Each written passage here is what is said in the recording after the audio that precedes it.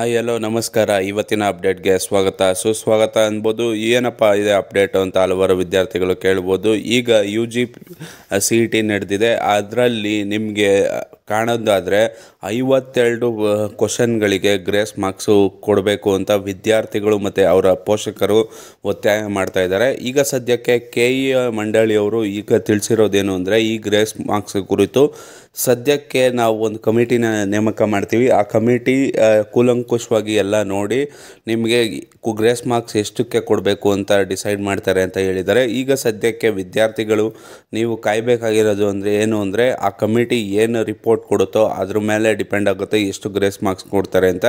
ಈಗ ಸದ್ಯಕ್ಕೆ ಗೊತ್ತು ಬಂದಿರೋದು ಏನು ಅಂದರೆ, 52 ಪ್ರಶ್ನೆಗಳಿಗೆ ಗ್ರೇಸ್ ಮಾರ್ಕ್ಸು ಕೊಡಬೇಕು ಅಂತ ಈಗ ಮೇಲೆ ಕಾಣ್ತಾ ಇರೋದು.